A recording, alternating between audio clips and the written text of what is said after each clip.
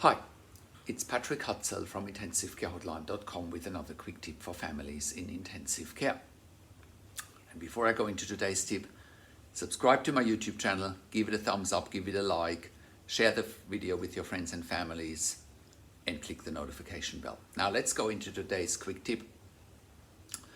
We're working with a client at the moment who has their 57-year-old mum in ICU after cardiac arrest and potentially hypoxic brain injury. Now the client calls me this morning and says, hey, you need to know what's happened. I just had a phone call from the ICU doctor saying they have started to test my mum for brain death because they're thinking she might be brain dead. Okay, so this comes completely out of left field. The client had no idea that this was even a point of discussion, and they now started with the brainstem reflex testing.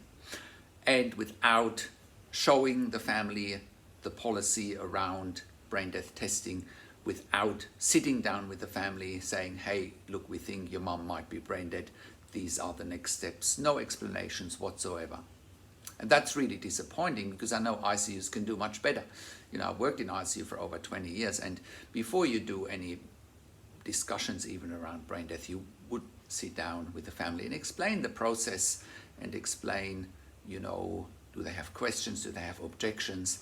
Also, what's important here is, you know, what's their religious beliefs, their spiritual beliefs, their cultural beliefs around if someone is brain dead. Maybe in someone's religion, if someone is considered brain dead in their religion, it doesn't mean they're dead.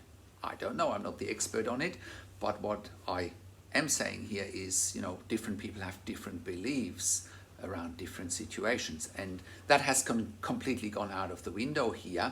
You know, the ICU team basically saying, well, this is what we're doing here, we're not asking you, we're just telling you.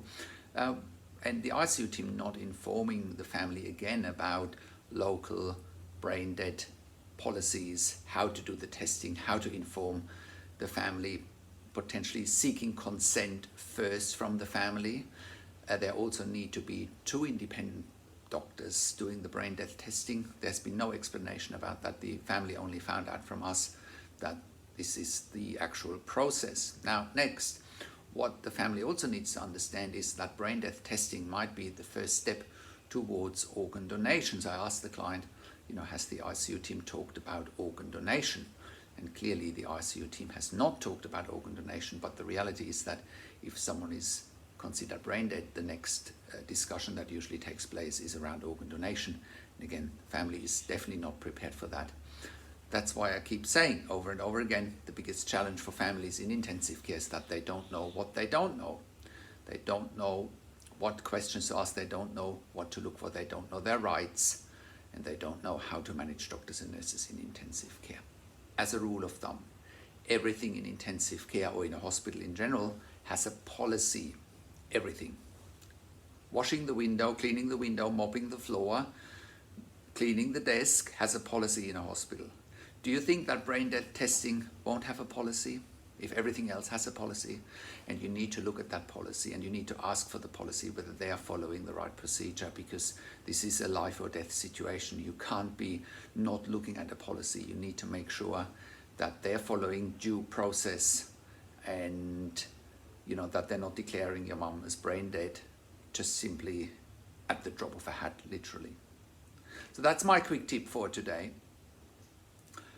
If you have a loved one in intensive care, go to intensivecarehotline.com, call us on one of the numbers on the top of our website, or simply send us an email to support@intensivecarehotline.com. Also, have a look at our membership for families in intensive care at intensivecaresupport.org. That's intensivecaresupport.org.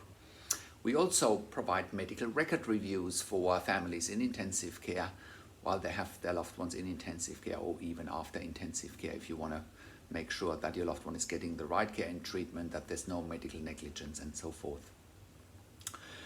Also, share the video with your friends and family, subscribe to my YouTube channel, give it a like, click the notification bell, comment below what you want to see next, and click the subscribe button. Thanks for watching. This is Patrick Hutzel from intensivecarehotline.com, and I will talk to you in a few days. Take care.